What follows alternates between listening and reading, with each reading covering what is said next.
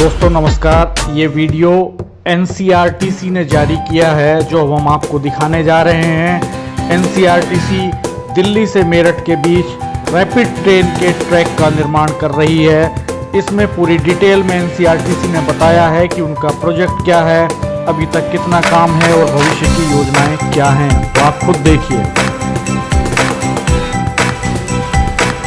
RRTS regional rapid transit system एक क्रांतिकारी शहरी परिवहन परियोजना है। ये बेहतर शिक्षा, रोजगार, स्वास्थ्य एवं व्यावसायिक अवसर प्रदान कर लोगों को सशक्त बनाएगी और साथ ही प्रदूषण, जाम और शहरों के अव्यवस्थित विस्तारीकरण जैसी समस्याओं को हल करेगी। इसका उद्देश्य राष्ट्रीय राजधानी क्षेत्र के लोगों के जीवन को गतिशील, विश्वसनीय, सुरक्षित, आरामदायक और स्थायी आवागमन के साधन के जरिए आर्थिक विकास प्रदान कर खुशहाल बनाना है। राष्ट्रीय राजधानी क्षेत्र परिवहन भारत के पहले रीजनल रेल नेटवर्क का निर्माण कर रहा है, जो रीजनल शहरी केंद्रों जैसे साहिबाबाद, गाजियाबाद, मेरठ, गुरुग्राम, मानेसर, धारूहेड़ा, बावल और पानीपत को दिल्ली से निर्बाध रूप से जोड़ेगी। रीजनल रैपिड रेल देश में पहली बार इम्प्लीमेंट हो रही है। ये एक नए तरीके का रेलवे सिस्टम है जो कि कभी भारतीय रेल ने या किसी मेट्रो कंपनी ने पहले नहीं लगाया है। ये हाई स्पीड है। इसमें बहुत सारी चुनौतियां हैं क्योंकि इसका कोई बेंचमार्क नहीं है, इसका कोई स्टैंडर्ड अभी देश के अंदर नहीं है। ये सब एनसीईआरटी को बनाना पड़ रहा है। माननीय प्रधानमंत्री ने दिल्ली गाजियाबाद मेरठ के बीच देश के पहले RRTS कॉरिडोर का शिलान्यास 8 मार्च 2019 को किया।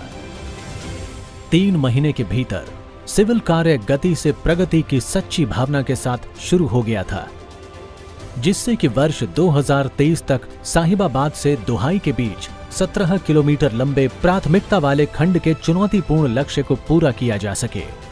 ये 82 किलोमीटर लंबा संपूर्ण कॉरिडोर 2025 में प्रारंभ हो जाएगा। पिछले 1 वर्ष के दौरान प्राथमिक सेक्शन की लगभग सभी पूर्व निर्माण गतिविधियां पूरी हो चुकी हैं। प्रोजेक्ट साइट कार्यालय स्थापित किए जा चुके हैं। वसुंधरा गाजियाबाद में सेगमेंट कास्टिंग के लिए अत्याधुनिक कास्टिंग यार्ड स्थापित किए गए हैं, जिसमें batching plant, quality lab, safety park, labour training और हेल्थ केयर जैसी सुविधाएं भी यहां उपलब्ध हैं। वर्तमान में 82 किलोमीटर लंबे कॉरिडोर में से 50 किलोमीटर से अधिक भाग का सिविल निर्माण कार्य प्रगति पर है।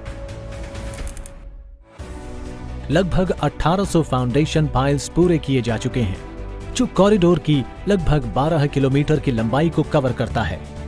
50 पिलर बना लिए गए हैं और तारुणी लॉन्चिंग गैंट्री को गर्डर्स की लॉन्चिंग के लिए असेंबल किया गया है, जिससे वायडक्ट के सुपर स्ट्रक्चर का निर्माण हो रहा है।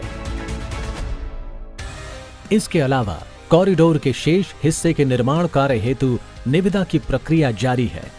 सभी महत्वपूर्ण सिस्टम्स की निविदाएं जैसे कि सिग्नलिंग, ट्रैक, इलेक्ट्रिकल आदि अंतिम चरण में हैं। रोलिंग स्टॉक की निविदा सरकार की मेक इन इंडिया नीति पर आधारित है। एनसीईआरटी की सुस्पष्ट परिकल्पना नीति, दूरदृष्टि, रणनीतिक योजना और प्रतिबद्ध नेतृत्व के कारण ही ये सब संभव हो पाया है। मैंने जुलाई 2016 में नियमित प्रबंध निदेशक का चार्ज लिया था।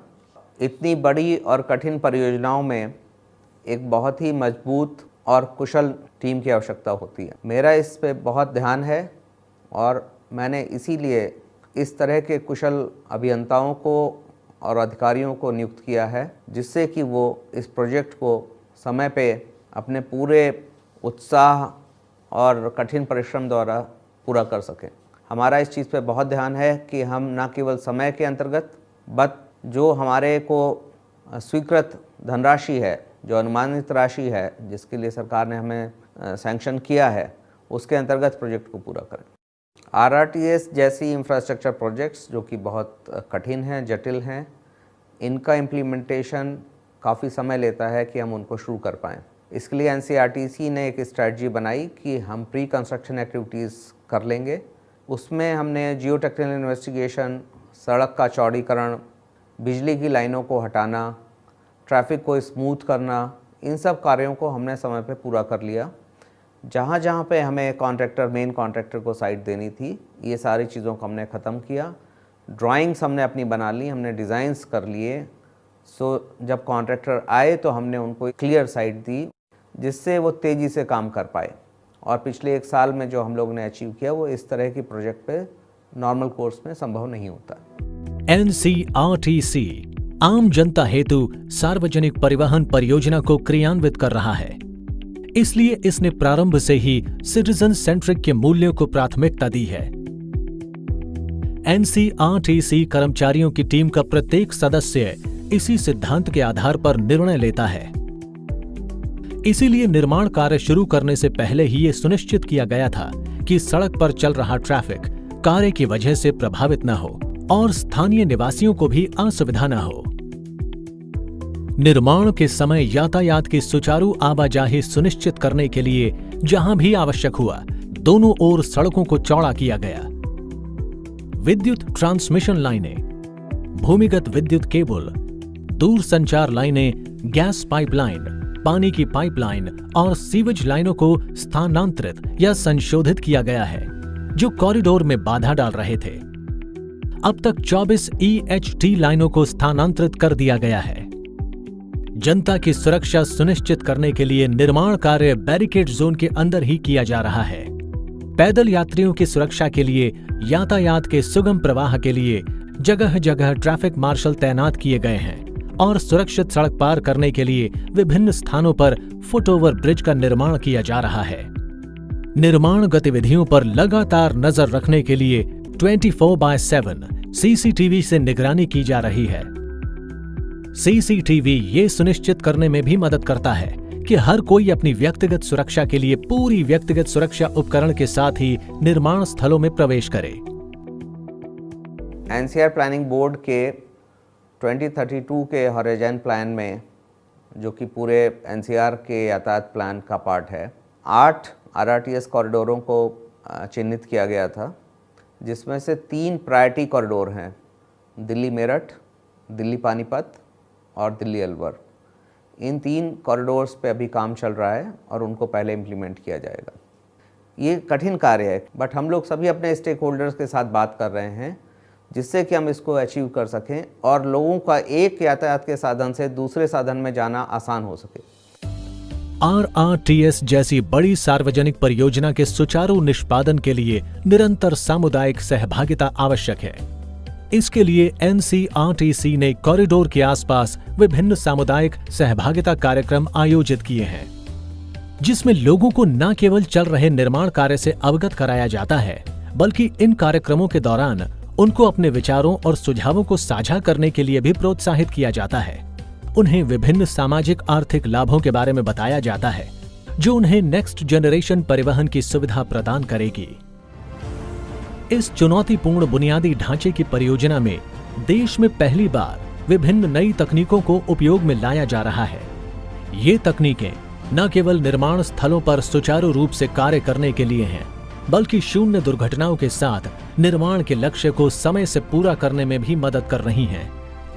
इनमें से कुछ प्रौद्योगिकियां BIM भवन सूचना modelling, VR virtual reality, CDE common data पर्यावरण, GIS भौगोलिक सूचना प्रणाली, CORS निरंतर परिचालन संदर्भ स्टेशन। कोविड-19 महामारी के कारण देश को कई चुनौतियों का सामना करना पड़ रहा है। NCRTC इस महामारी से लड़ने के लिए जो भी आवश्यक है करने के लिए प्रतिबद्ध है। निर्माण कार्य, जिसे लॉकडाउन के दौरान बंद करना पड़ा था, अब सरकार के दिशा निर्देशों के अनुसार फिर से शुरू हो गया है। निर्माण कार्य में सामाजिक दूरी और अन्य सावधानियों का पालन करने के लिए मानक संचालन प्रक्रिया विकसित की गई है। इन कठिन समय में NCRTC ने अपने स्टाफ और निर्माण श्रमिकों को पर्याप्त संभव सुविधाएं प्रदान की हैं, जैसे पर्याप्त संख्या में मास्क, सैनिटाइजर और साबुन की आपूर्ति तथा समय समय पर स्वास्थ्य जांच भी की जा रही है। स्वीकृत लागत के भीतर समय पर परियोजना को पूरा करने की अपनी प्रतिबद्धता के लिए एनसीईआरटी द्वारा सभी प्रयास किए जा रहे हैं। एनसीईआरटी का प्लानिंग का ये आत्मा है, ये उसकी कोर है कि हम पब्लिक ट्रांसपोर्ट के जितने भी साधन हैं उनको हम इंटीग्रेट कर सकें, हम उनको एक जगह पे ला सकें। दिल्ली के आसपास के दूसरे शहरों से दिल्ली आने में या दिल्ली से बाहर जाने के लिए जो समस्या थी वो आरआरटीएस द्वारा काफ़ी कम हो जाएगी, क्योंकि एक आम आदमी भी अब कम पैसे खर्च करके उतने ही आराम से उन जगहों पर पहुंच सकता है जहां पे पहले टैक्सी या कार से पहुंचा जा सकता था। जैसे कि अगर दिल्ली में किसी को एम्स आना है या दिल्ली से बाहर किसी जगह जाना है तो वो 3-4 घंटे के बजाय अब 1 घंटे या आधे घंटे के अंदर इस सफ़र को पूरा कर सकता है। हमारे सभी प्रयासों की सफलता अतीत की कड़ी मेहनत की वजह से हुई है और हम लक्ष्य की प्राप्ति की ओर प्रगतिशील हैं। हम बेहतर कल का वादा करते हैं। हम अच्छे या उचित के लिए नहीं बल्कि सर्वोत्तम के लिए लक्ष्य कर रहे हैं। गति से प्रगति।